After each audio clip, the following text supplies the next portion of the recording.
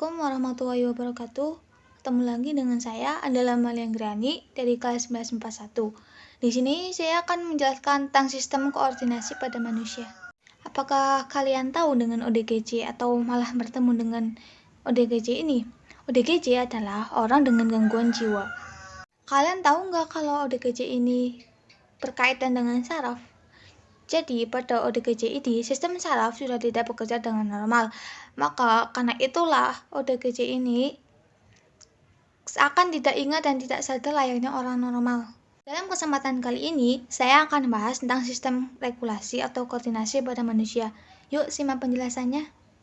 Yang pertama itu pengertian. Sistem koordinasi adalah sistem organ yang berfungsi untuk mengatur tubuh agar dapat bekerja dengan baik sebagaimana fungsinya.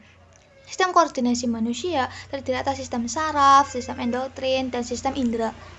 Dan untuk kali ini yaitu sistem saraf. Sistem saraf berpusat pada otak. Sistem saraf tersusun atas sel-sel atau neuron. Sel saraf atau neuron tersusun atas badan sel, dendrit, dan neurotrit atau akson.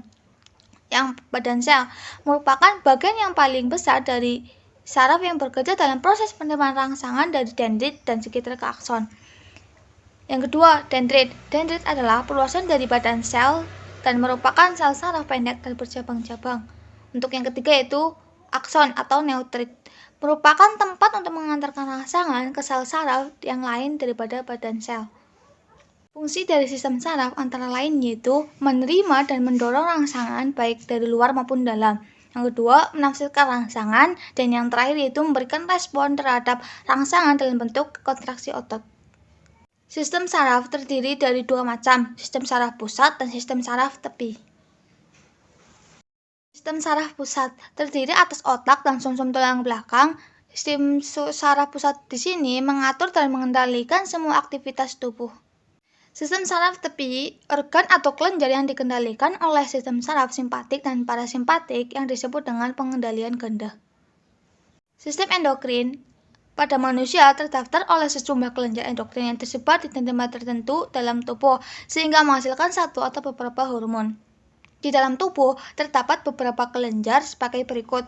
Yang pertama, kelenjar hipofisis yang menghasilkan beberapa hormon yaitu hormon pertumbuhan, hormon adenotropin, hormon prolaktinotropin. Untuk yang kedua yaitu kelenjar tiroid, berfungsi untuk meningkatkan kecepatan reaksi kimia dalam sel tubuh sehingga meningkatkan metabolisme tubuh.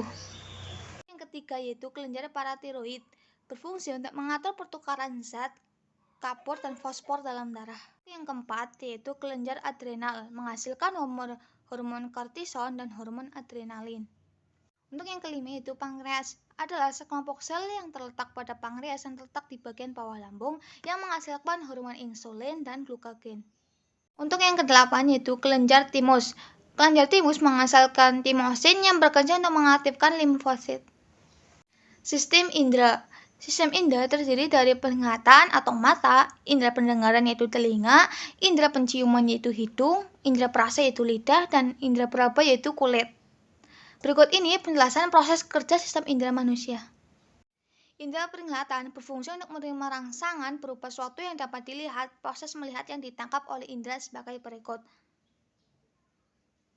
Indera pendengaran yaitu telinga, untuk menerima rangsangan berupa bunyi karena terdapat reseptor pendengaran. Proses pendengaran bunyi ditangkap oleh indera pendengaran sebagai berikut.